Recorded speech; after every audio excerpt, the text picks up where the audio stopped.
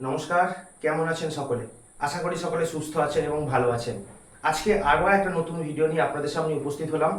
আজকের আমাদের ভিডিওর বিষয়বস্তু যে আমরা যে খাবার দাবার খাই, সেই খাবার দাবারগুলো আমাদের শরীরে গিয়ে কিভাবে কাজে লাগে সেইটা আজকের এই ভিডিওর মাধ্যমে আমি দেখাবো। তো চলুন শুরু করা যাক। সর্বপ্রথম আমরা মুখ দিয়ে যে খাবার দাবার খাই, সেই খাবারটা লালা রসের সাথে মিশে যায় এবং মিশে গিয়ে সেটা গল প্রসেস করে। সেকেন্ড প্রসেস, এই খাবারটা গল বিলে গিয়ে পড়ার পর ওটা পাকস্থলীতে যায় এবং পাকস্থলীতে বিভিন্ন অ্যাসিড এবং এনজাইমের সাথে মিশে যায় এবং ওইখানে প্রোটিন তৈরিতেও সাহায্য করে। তার মানে সর্বপ্রথম আমরা খাবারটা মুখ দিয়ে খেলাম, ওটার সাথে লালা রস মিশে ওটা গল বিলে গিয়ে পড়ার পর পাকস্থলীতে গিয়ে পড়ে। পাকস্থলীতে বিভিন্ন রকম অ্যাসিড এবং এনজাইমের সাথে রিফ্লাক্স হয়, খাবারটা ভেঙে যায় এবং তার সাথে কি হয়, ওখানে প্রোটিন তৈরিতে সাহায্য করে। এরপরে আমাদের এই খাবারটা লিভারে গিয়ে পড়ে। লিভারে গিয়ে পড়ার পর সেখানে পিত্ত তৈরি হয় এবং হজমে এরপরে আমাদের খাবারটা অগ্নাশয়ে পড়ে। অগ্নাশয়ে বাইকার্বনেট তৈরি করে বিভিন্ন হজমকারী উৎসেচক, প্রোটিন, কার্বোহাইড্রেট, চর্বি, এগুলোকে পাচনে সাহায্য হয়। এর পরবর্তীতে গলব্লাডারে যায়।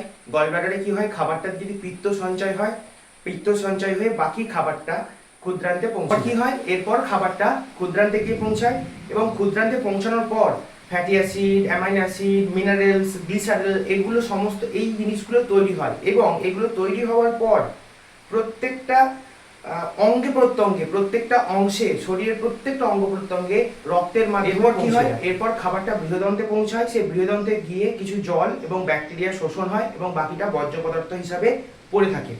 এই হলো আমাদের টোটাল খাবারের প্রসেস, এই হলো আমাদের টোটাল খাবার দাবারের প্রসেস।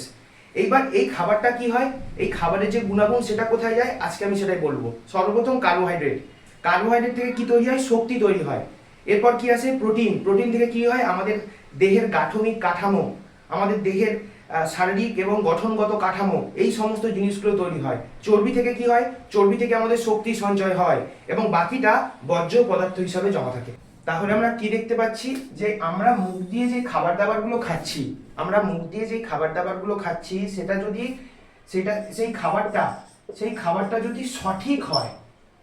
খাবারটা যদি সঠিক হয়, এবং পরিপাটি করে আপনারা দেন, তাহলে আপনাদের যে শরীরের যে টোটাল এই যে খাবারের প্রসেসটা আমাদের হচ্ছে, তাহলে এই প্রসেসটা কত সুন্দরভাবে হবে, খুব সুন্দরভাবে হবে এবং পুষ্টিগুলো সঠিকভাবে হবে। কিন্তু যদি আপনাদের খাবার দাবারটা ভুল দেন, মানে আপনারা যে খাবার দাবার খাচ্ছেন সেগুলো যদি ভুলভাল খাবার হয়, তাহলে এই পুরো প্রসেসটাই কিন্তু গন্ডগোল হয়ে গেল। সেই জায়গায় আপনাদের কিন্তু অনেক সমস্যা আসতে পারে। সো আজকে এইটুকুই, সকলে সুস্থ থাকবেন। জয় হিন্দ।